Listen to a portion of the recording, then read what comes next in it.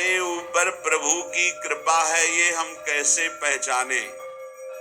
ये 8 लक्षण प्रकट होने लगते हैं जिसके ऊपर प्रभु की कृपा होती है।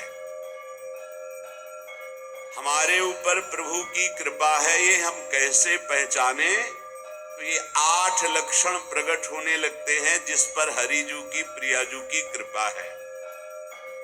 पहला, घोर अपराध करने वाले के प्रति भी दया की भावना,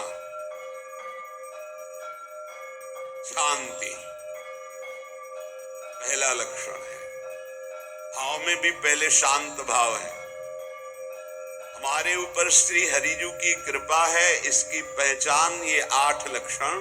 पहला, शांति, अर्थात घोर अपराधी के प्रति भी गुस्सा ना क्षमा करना, ये हरि की कृपा का लक्षण है। देख लो भाई, घोर अपराधी शब्द तो जाने दो, जरा सा प्रतिकूल हो जाए तो लाख समझाओ पर रकुटी तनी रहती है।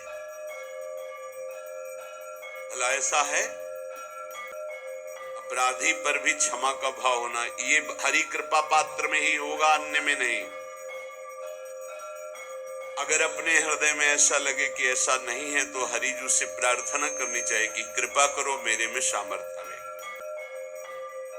दूसरा, अनुसूया, वो किसी भी के प्रति कभी भी कोई दोष दर्शन ही नहीं करेगा।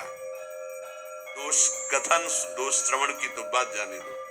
अनुसूया, दूसरों के गुणों में दोष ढूंढना ये नहीं होता। हरि कृपा पात्र में नहीं था। ये सब भजन के नाश करने वाले, जैसे पहला अपराधी पर क्रोध कर देना।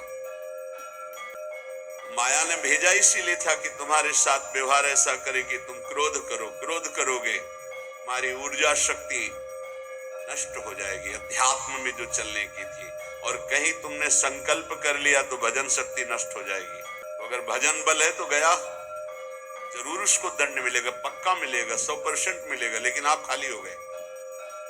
ना भजन करने की वृत्ति रहेगी और ना भजन रहेगा, दोनों बात। अनुसूया, किसी के सद्गुणों में दोष देखना, गुणों में दोष ढूंढना, ये हरि कृपा पात्र में नहीं होता।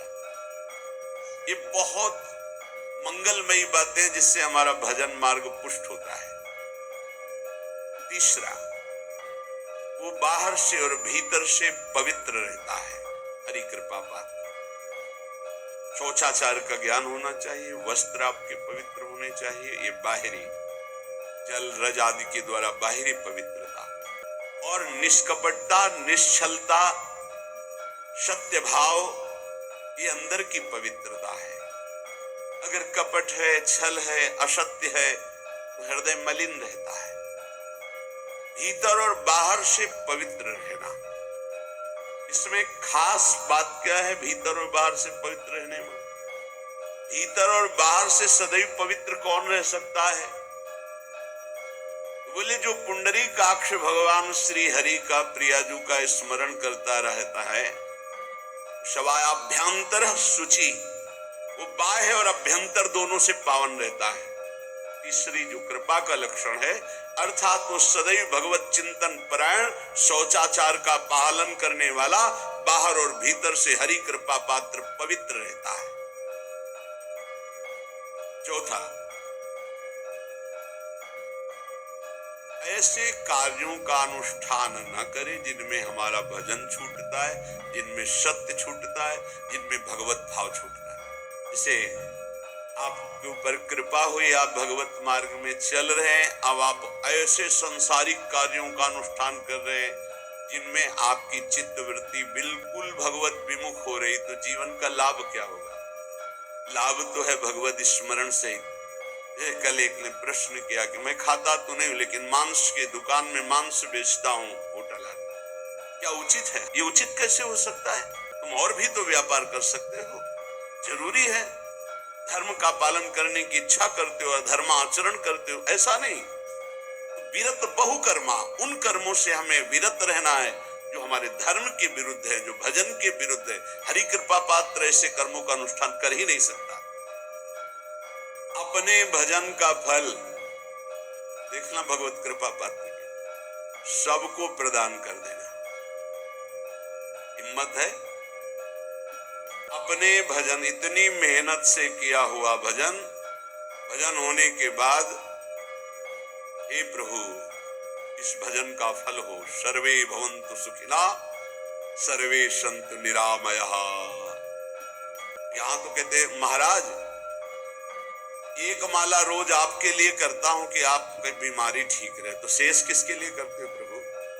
शेष है अगर इष्ट और गुरु के लिए तुम्हारा है कि एक माला करते तो फिर इतनी माला करते तो हमें क्या होगा?